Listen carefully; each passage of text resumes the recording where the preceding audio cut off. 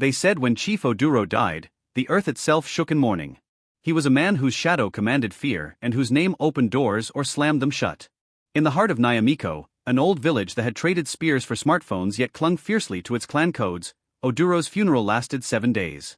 Livestock were slaughtered. Women wept loud enough to wake the ancestors. Men poured palm wine into the red soil and whispered blessings to the beyond. But it wasn't the funeral that kept tongues wagging, it was the woman he left behind. Adiku, his widow, was barely in her 30s, beautiful in a way that unsettled men and made women suspicious. Tall, with skin like wet bronze and eyes that could melt rage into pleading, she had once been the prized wife of Nyamiko's most feared lion. But now, with her husband gone, the lioness roamed untethered, and that made everyone nervous. The elders whispered of old traditions, of levirate marriage, of assigning her to one of Oduro's brothers to keep his bloodline intact, but Adiku had refused. She wanted no more chains. For a year, she mourned in silence, her compound quiet, her gates closed. She wore black from head to toe and avoided the market, the church, and the village square. Yet inside her spirit writhed, not with grief alone, but with a hunger long denied. Chief Oduro, in his later years, had become paranoid, controlling, old school in the cruelest ways. Adiku had been his trophy, locked in a golden cage.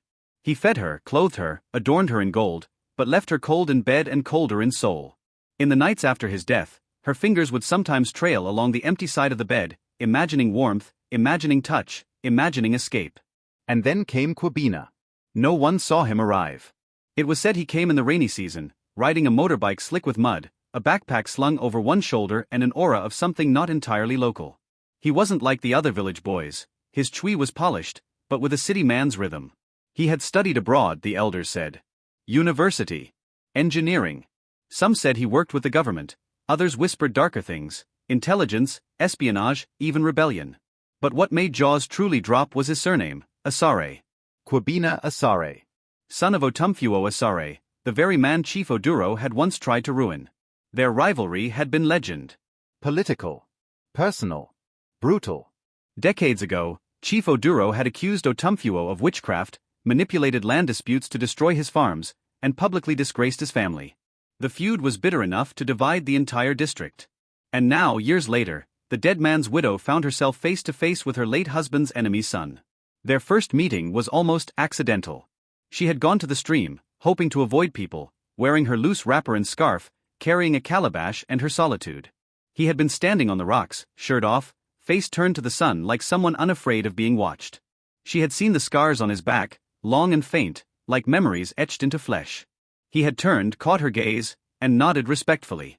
She had looked away. But that night, she dreamt of him. Not romantically, not yet, but vividly. A wolf in the woods. A fire in the rain. Soon, he began appearing more. At the roadside stalls. Near the fields. At the chapel ruins where old men told stories under moonlight. Always polite. Always watching her from the corner of his eye. And she hated how aware she was of him. How his voice stuck in her head, how his smell lingered after a brief encounter, how her body remembered him even when her mind tried to forget. It was wrong. It was dangerous. Her late husband's people would call it betrayal. The village would call it scandal. And if they ever learned the truth about his identity, it would be war. But desire, once awakened, does not heed warnings. It began with small things. He offered to help fix her gate. Then her leaking roof. Then he brought her books, yes, books. Stories from far-off places. Poems. Words that touched her in places Oduro's riches never had. One evening, as thunder rumbled in the hills, she served him yam and palava sauce. They ate without speaking, the tension coiling tight between them. And when his fingers brushed hers while reaching for water, neither pulled away. That night, he didn't leave. And she didn't make him. Their affair was a storm in a bottle, intense, secret, and bursting with danger. They met in the shadows, in the folds of night, behind locked doors and shuttered windows. She laughed again, real gut-deep laughter that frightened her sometimes. He kissed her like she was holy and broken all at once. In his arms, she was not Oduro's widow. She was not the cursed beauty. She was just Adiku. But paradise always has a snake. And this one wore the face of Oduro's cousin, Mensa. A man too curious, too greedy, and too loyal to the dead. Mensa had long eyed Adiku, even during the chief's life. With Oduro gone, he had hoped to marry her, not out of love, but for property, for power. But she had rejected him publicly, humiliating him before the elders. So he watched. He waited. And one night he followed. He saw them. Together. And he knew who the man was. It didn't take long before rumors slithered through Nyamiko like wildfire on dry grass. Whispers in the market. Snickers among the youth. The elders were furious. Not only was the widow breaking mourning protocol, she was doing it with the son of their greatest enemy. Blood feud was reigniting. Mensa fanned the flames, urging a council meeting, demanding punishment, even banishment. Adaku heard the drums at dawn, summoning her to the square. She stood tall, wrapped in white, defiant. Kwabena stood beside her, calm as stone. The people gathered, buzzing like flies over fresh meat. The high elder, gray as smoke and stern as carved wood, asked one question that echoed across the square: "Have you truly given your body to the seed of the man who sought your husband's ruin?" Adaku stepped forward. Her voice was steady, her eyes like fire. "Yes," she said. "And I gave him more than my body. I gave him what none of you ever gave me. Freedom." The crowd gasped. Mensa shouted. Elders muttered. A woman fainted. And yet, silence followed. Because in that moment, even her enemies could not deny her power. But power demands a price. And Adaku would pay it in full. The silence that followed Adaku's confession was not peace, it was the silence of thunder before a storm. Nyamiko had always lived in the tension between tradition and change, but Adaku's bold defiance cracked something ancient. In the eyes of the elders, she had spat on the memory of a chief.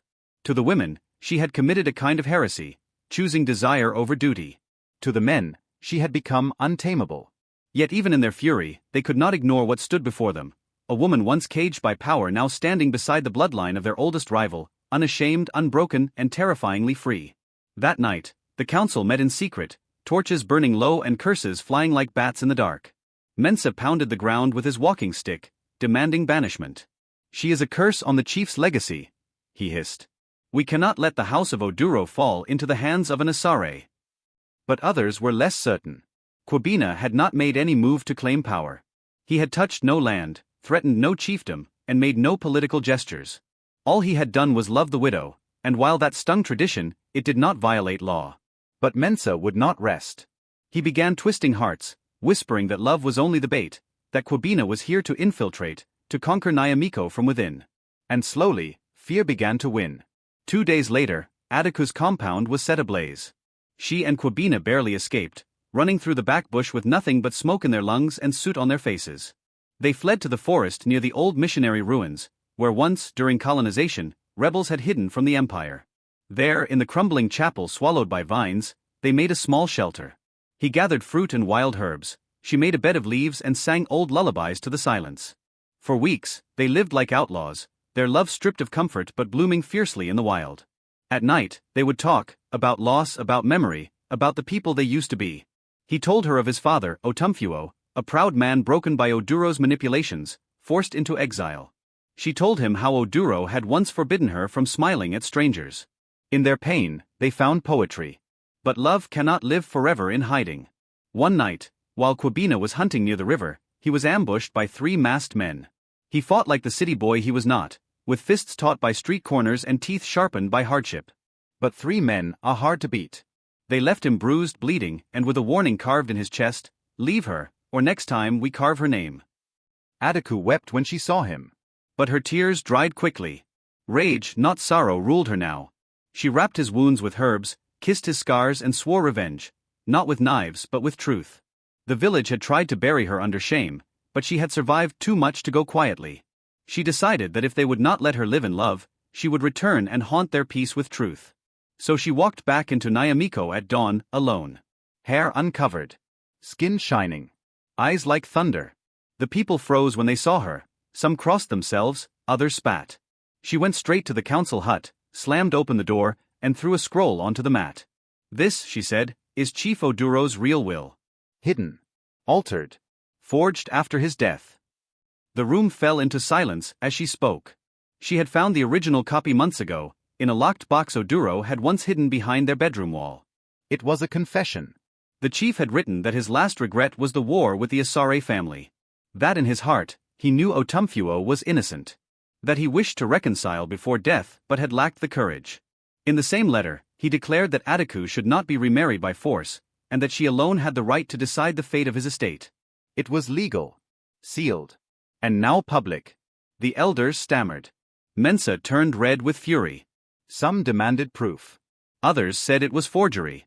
But Adiku had already sent a copy to the district court, and 2 government clerks arrived the next day to verify.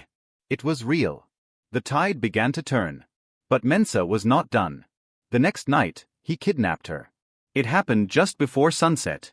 She was leaving the village square when a cloth was thrown over her face. When she awoke, she was tied to a chair in a dark hut near the abandoned cocoa fields. Mensa stood before her, eyes gleaming with madness. "You think you've won?" he sneered. "You think a piece of paper gives you power? I was Oduro's blood. That land was meant to be mine." But Adiku did not flinch. Eventide, she looked at him like a lioness watches a hyena. "You will never be chief," she whispered.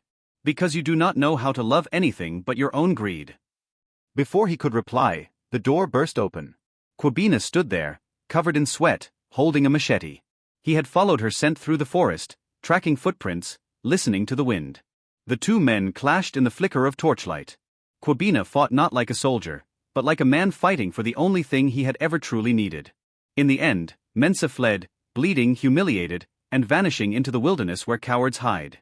By dawn, the news had spread. Adiku returned to her compound, not in shame, but with honor restored. The elders, faced with proof, bowed reluctantly. Some still gossiped. Others looked away. But the law was now on her side. And the people, ever hungry for legends, began to reshape the tale. She was no longer just the widow who fell for an enemy's son. She became something else, an omen, a heroine, a symbol of what happens when a woman chooses herself. Weeks passed. Then months. She rebuilt her home. Brick by brick. Room by room. But not alone. Kwabena stayed. Not as a conqueror. Not as a ruler. But as a partner.